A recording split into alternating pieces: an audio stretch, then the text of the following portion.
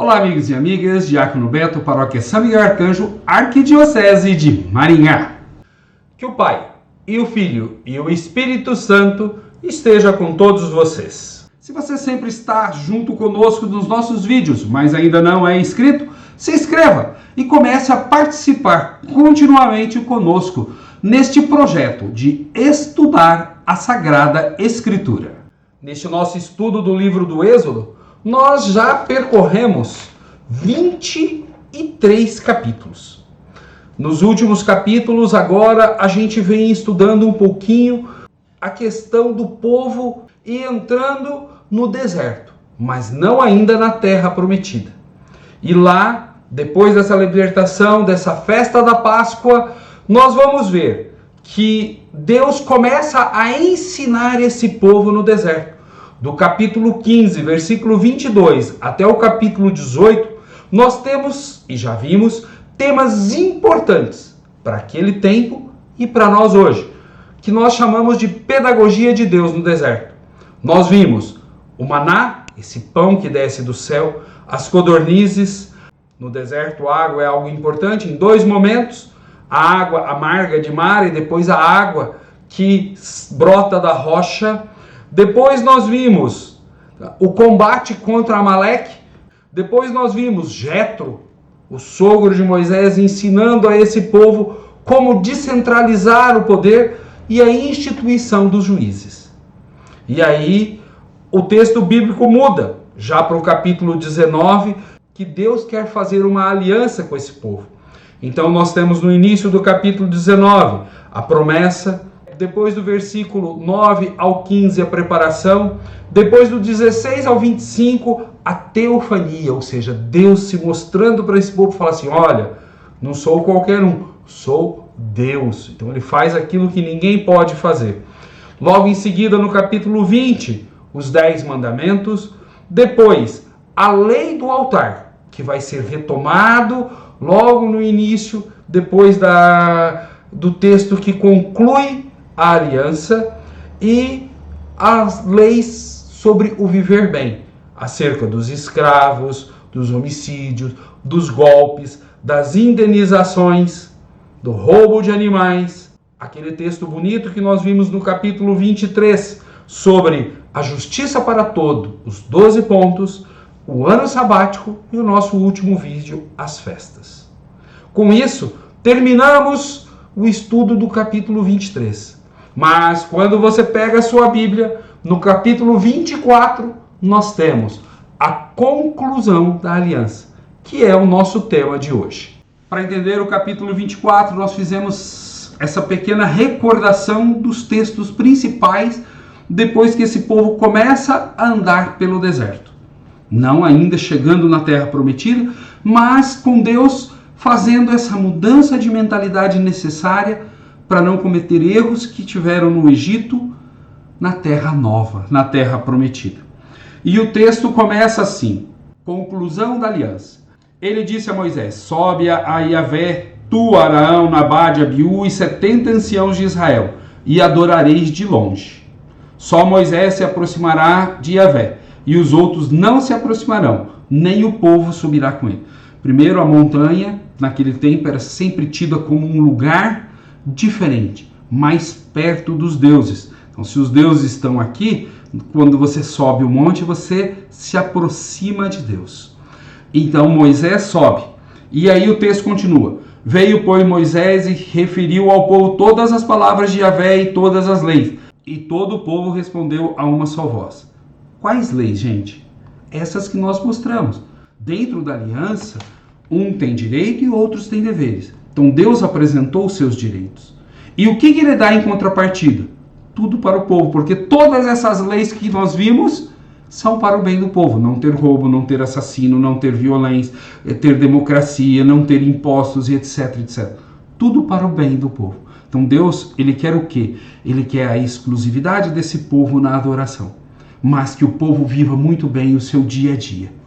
E aí Moisés expõe isso para o povo. E olha só, o povo respondeu a uma só voz: nós observaremos todas as palavras ditas por Yahvé. Ou seja, eles aceitam a aliança. Eles dão a assinatura do pacto deles. Como que é feito esse pacto, essa aliança? Naquele tempo eles não tinham ainda a escrita como nós temos hoje, que você vai no cartório, registra um contrato e acabou. O contrato era feito através de um ritual. O ritual começa logo em seguida. Moisés escreveu todas as palavras de Yahvé e, levando-as de manhã, construiu um altar ao pé da montanha. Quer dizer, escreveu. A gente sabe que nesse período dificilmente eles saberiam escrever. Mas quando o texto foi feito a sua redação final, eles já tinham uma escrita muito boa. Depois enviou alguns jovens de Israel e ofereceram um holocausto e imolaram a Yahvé novilhos como sacrifícios de comunhão. Moisés tomou a metade do sangue e colocou em bacias e aspergiu a outra metade do sangue sobre o altar. Quando você começa o código da aliança, está a lei do altar, para não usar a religião para oprimir os outros. Aí volta esse altar novamente e é aspergido. E nessa aspersão, nesse holocausto, nessa imolação, existe o pacto da aliança. Não num cartório como nós hoje, onde você assina, faz reconhecimento de firma, mas dentro de um ritual. Esse é o ritual. Um animal cortado ao meio com seu sangue aspergido e assim por diante. E eles novamente voltam a falar. Tudo o que Yahvé falou, nós o faremos e obedeceremos. Moisés novamente toma o sangue e o aspergiu sobre o povo e diz: este é o sangue da aliança que Yahvé fez convosco, através de todas essas cláusulas. Quais cláusulas? Parece que tem um contrato escrito. Não. Essas cláusulas que eles ouviram de Deus nesse período em que Deus pedagogicamente utiliza para que o povo mude. Então essas são as cláusulas. E aí vai continuar uma série de coisas até que Moisés vai subir a montanha e lá ele vai receber de Deus a tábua dos 10 mandamentos. Êxodo 24, versículo 12 em diante. E Yahvé disse a Moisés: sobe a mim na montanha e fica lá, dar-te-ei tábuas de pedra, a lei e o mandamento que escrevi para ensinares a ele. Quer dizer, não era Moisés que tinha escrito, agora é Deus que escreveu. Isso não é importante, até porque se você for no Deuteronômio, isso nós vamos ver no próximo vídeo, tem 2 redações sobre isso. Ah, mas qual que é a verdadeira? Depende, gente, não importa. Importante é que Deus e o povo fizeram um pacto.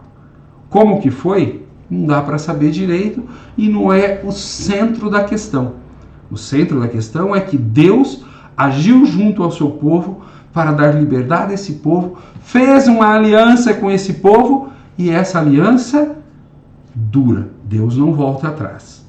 E aí Moisés vai continuar nesse processo. Ele fica 40 dias e 40 noites na montanha, o povo desce e vai, etc. Por que isso?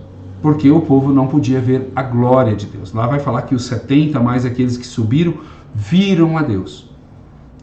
Quando você vai no Deuteronômio é um pouco diferente. Mas o que isso tudo importa? Importa para nós que Deus pegou um povo que era escravo, com mão forte, sobre as 10 pragas do Egito, sobre a liderança de Moisés, tirou esse povo do Egito, caminhou com esse povo, ensinando-o a viver bem, e faz uma aliança onde o povo tem direito a ter segurança, garantia de que Yahvé, o Deus libertador, vai estar com eles cada passo, desde que eles mantenham a fidelidade. A partir daí, quando você entra no capítulo 25 do Êxodo, você tem as prescrições referentes à construção do santuário e de seus ministros. Mas por que muda de uma legislação de aliança para a construção de templo e a forma com que os ministros devem atuar?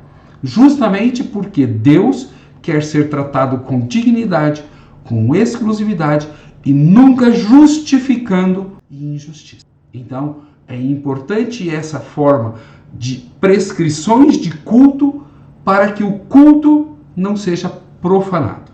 Mas isto nós veremos nos próximos encontros. Paz e bem a todos e a todas.